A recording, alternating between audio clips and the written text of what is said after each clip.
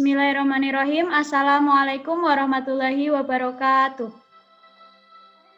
Selamat pagi teman-teman semuanya. Di sini kami dari kelompok 5 akan mempresentasikan hasil diskusi kami mengenai jenis-jenis tari tradisional Indonesia. Sebelumnya, perkenalkan kelompok kami, nama saya Siti Nurul Faizah dan teman-teman saya yaitu Rida Maharani, Silvira Rahmawati, Teresa Sita Safira, dan Yola Azza Akila. Nah, di sini saya dan teman-teman akan menjelaskan mengenai tari, yaitu tari gambyong, tari saman, tari serimpi, tari kecak, dan tari jaipong. Nah, yang pertama di sini saya akan menjelaskan mengenai tari gambyong. Nah, teman-teman semuanya pasti tidak asing dengan tari gambyong, yaitu tari gambyong merupakan bentuk tarian Jawa klasik yang berasal dari wilayah Surakarta. Nah, dahulu tari gambyong dibawakan saat raja menyambut para tamu serta sebagai tontonan upacara adat keraton. Kemudian deskripsi tari gambyong. Nah, tari gambyong ini berasal dari tari tayub yang lebih dulu ada. Jadi sebelum adanya tari gambyong, ada tari tayub. Nah, kemudian seiring berjalannya waktu, nama gambyong ini akhirnya tercetus berasal dari nama penari terkenal di masa lalu yaitu Sri Gambyong. Kemudian Sri Gambyong ini terkenal sehingga Raja Kasultanan Surakarta yaitu Raja Pakubuwono IV mengundangnya ke istana untuk membawakan tari tayub ini dan akhirnya tercetus nama tari gambyong. Nah, tari gambyong ini terdiri dari bermacam-macam koreografi yang paling terkenal yaitu tari gambyong Pare Anom dan tari gambyong Pangkur. Kemudian untuk karakteristik tari gambyong sendiri bisa dilihat dari fungsinya, gerakannya, kostum penari, dan iringan gamelan. Nah, fungsinya dari karakteristik dilihat dari fungsinya, yaitu awal tari gambyong hanya dilakukan ketika rakyat hendak menanam padi saat panen saja. Nah, kemudian beriringnya waktu, masyarakat mulai menggelar pementasan tari gambyong untuk upacara adat maupun acara rakyat. Nah, setelah masuk ke lingkungan keraton, tari gambyong ini digunakan untuk menyambut tamu kehormatan kerajaan. Nah, pada saat ini di masyarakat Jawa Tengah, tari gambyong biasanya digunakan saat acara pernikahan, hitanan, atau upacara adat lainnya. Nah, tarian ini kental akan lemah lembut dan gambarannya itu sangat luas. Jadi ini menggambarkan gambaran perilaku masyarakat Jawa yang penuh dengan kesopanan. Kemudian dilihat dari gerakannya, gerakan tari gambyong bisa dilihat dari gambar. Itu terdapat 3 gerakan, yaitu dalam tari gambyong yaitu gerakan awalan atau maju beksan, gerakan utama atau beksan, serta gerakan penutup atau mundur beksan. Nah, gerakan tarian ini lebih menonjolkan keluasan kaki, tangan, tubuh, dan kepala penari. Bisa dilihat itu tangannya kayak gini. Terus kemudian gerakan dasarnya berada pada kaki dan tangan saat menari. Kemudian gerakan tari gambyong ini dilakukan dengan tempo yang pelan dan sangat halus. Nah, setiap gerakannya itu mengandung makna atau gambaran dari kecantikan wanita Jawa. Kemudian untuk kostum penari bisa dilihat dari gambar. Kostumnya itu berupa kebaya atau kemben dengan bahu terbuka sininya, terus menggunakan kain motif batik disebut jarek atau jarit. Dilengkapi dengan selendang yang dikenakan di atas bahu sebagai pelengkap. Nah, biasanya selendangnya itu berwarna kuning. Kemudian riasan wajah juga diberikan agar terlihat semakin cantik dan anggun saat menari. Kemudian bagian rambutnya itu juga ditata menggunakan sanggul sesuai kebudayaan Jawa. Kemudian iringan gamelan seperti tarian lainnya, tari gambyong juga menggunakan iringan gamelan Jawa. Nah, yang paling digunakan atau utamanya yaitu menggunakan kendang, merupakan alat musik utama dalam tarian ini. Nah, tabuhan pemain kendang ini memberikan ritme dan tempo bagi gerakan penari sehingga memberikan suguhan yang indah. Selain itu, terdapat pula nyanyian dari sinden yang menyanyikan langgam Jawa di tari gambyong. Kemudian tari saman akan dijelaskan oleh teman saya. Silakan.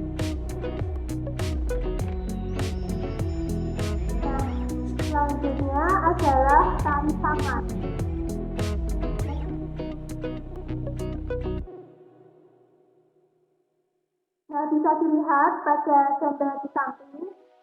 Gambar tersebut adalah kelompok penari yang sedang menarikan tari saman. Tari saman berasal dari suku Gayo Aceh.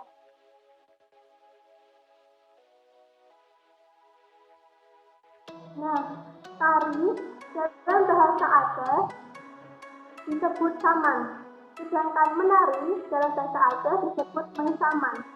Saman merupakan bentuk-bentuk tari tradisional yang dilakukan dalam posisi sujud.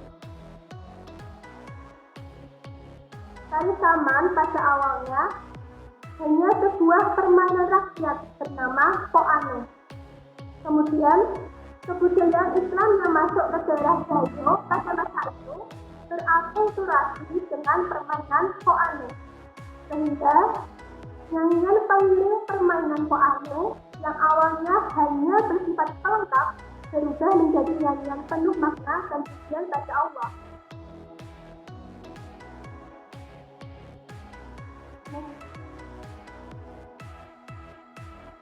Tari saman pada masa Kesultanan Aceh hanya ditampilkan pada acara perayaan Maulid Nabi Muhammad di surau-surau atau masjid daerah Gayo. Sedangkan pada perkembangannya sampai sekarang, tari saman juga kemudian dimainkan pada acara-acara umum seperti acara pesta ulang tahun, pernikahan, hitan, dan acara lain.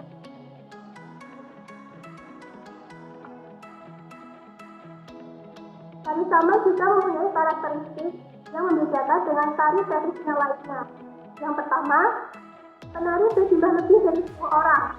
Yang kedua, dipimpin oleh 2 orang chef sebagai pengatur irama gerakan dan nyanyian, atau syair-syair sebagai pengiring tarian. Yang ketiga, tidak ditemukan iringan irama alat musik karena suara atau musik muncul dari kombinasi nyanyian para penari dan tepukan gerakan tarian.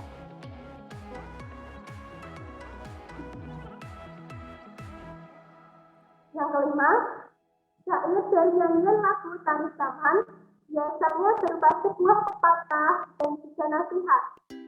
Tari saman juga mempunyai formasi yang unik, yaitu penari berjumlah ganjil.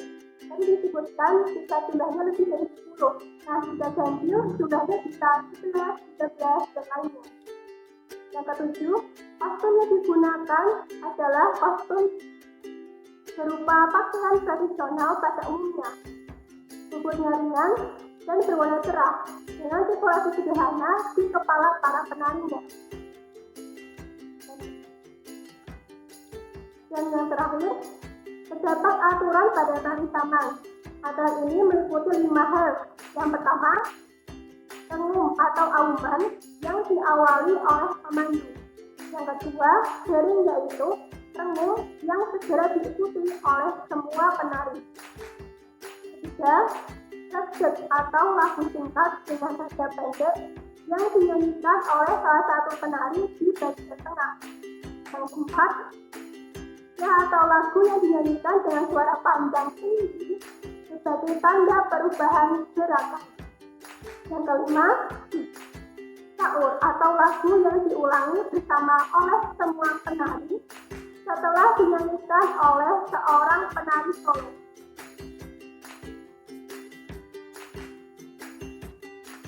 Nah, selanjutnya tari serimpi yang akan disampaikan oleh teman saya. Iya, yang ketiga adalah tari serimpi.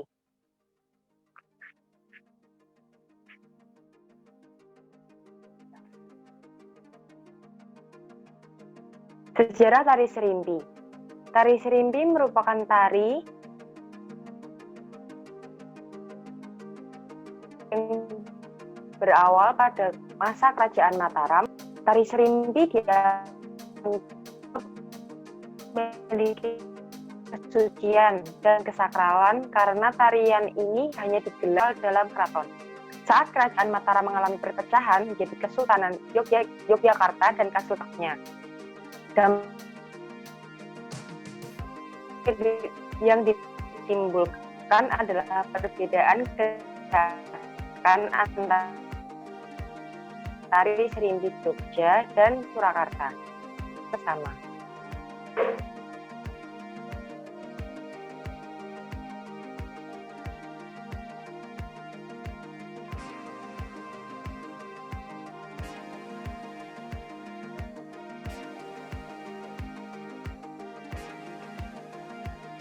Selanjutnya adalah deskripsi tari serimpi. Jumlah penari pada tari serimpi yaitu adalah 4 orang yang melambangkan api, angin, air, dan udara. Lalu asal kata tari serimpi berasal dari kata impi yang berarti mimpi. Karakteristik tari serimpi. Tari serimpi sendiri menggambarkan tentang peperangan antara kebaikan dan keburukan, kebenaran dan kesalahan, serta pertentangan akal nafsu manusia.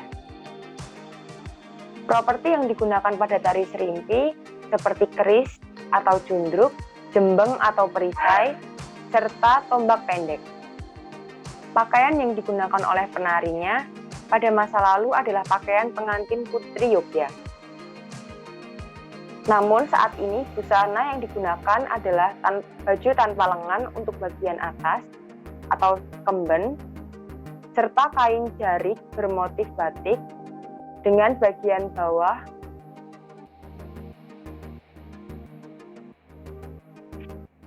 Untuk aksesorisnya sendiri, di bagian kepala penari menggunakan gelungan, bunga, serta hiasan berupa bulu kasuari. Untuk menambah kesan cantiknya dapat ditambahkan dengan aksesoris seperti kalung, gelang, dan anting. Selanjutnya adalah tari kecak, akan disampaikan oleh teman saya. Ya, yang selanjutnya ada tari kecak. Sejarah dari tari kecak. Tari kecak ini biasanya disebut dengan tari cak atau tari api atau fire dance. Tari kecak adalah kesenian tradisional sejenis seni drama tari khas dari Bali. Tari kecak ini menggambarkan kisah pewayangan khususnya Ramayana yang ditunjukkan dengan seni gerak dan tarian, tapi tidak secara khusus digunakan dalam ritual agama Hindu seperti pemujaan, udalan, dan upacara lainnya. Dan dalam perkembangannya, tari kecak ini mengalami beberapa perubahan, baik dari segi pertunjukannya, jumlah penari, cerita, dan lakon yang diperankan. Hal ini dilakukan sebagai usaha dari para seniman agar pertunjukan tari kecak semakin diminati dan dikenal oleh masyarakat luas.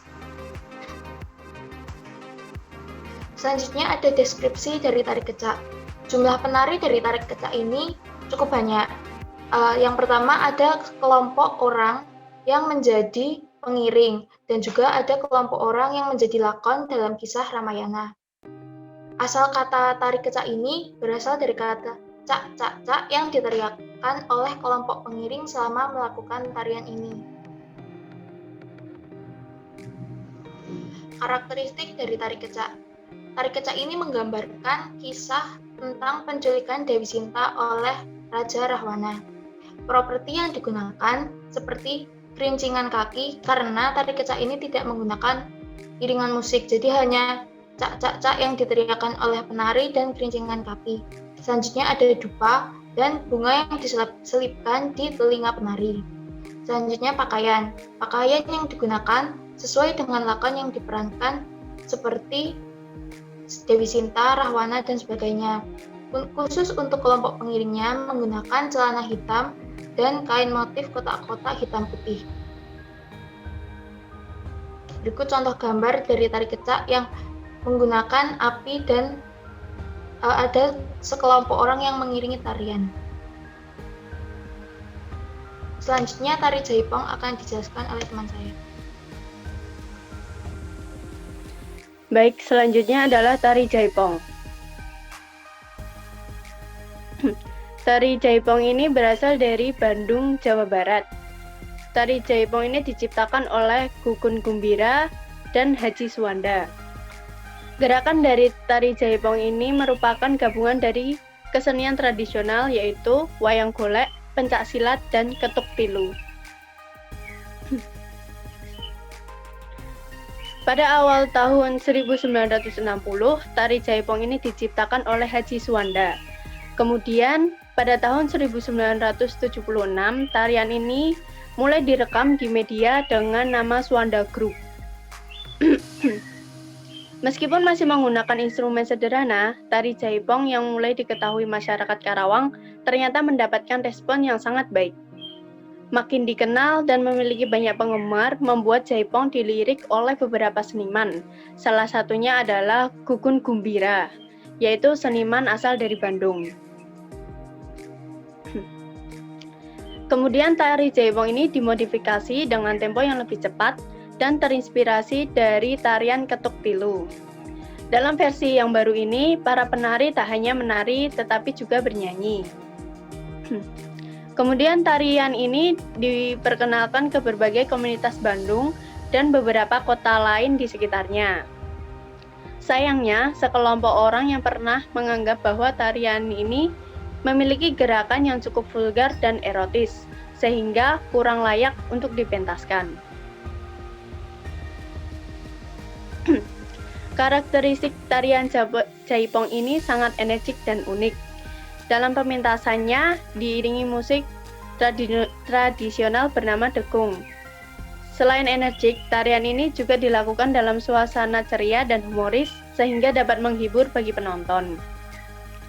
Tari Jaipong ini bisa dimainkan satu orang maupun banyak orang, bisa wanita maupun pria, bisa sendiri ataupun berpasangan. Kemudian untuk instrumennya berupa alat musik tradisional Dekung. Contohnya itu ada kendang, gong, saron, kecapi, dan kecrek. Kemudian ada baju kebaya khas Jawa yang berwarna cerah atau berani, seperti warna merah, kuning, atau biru terang.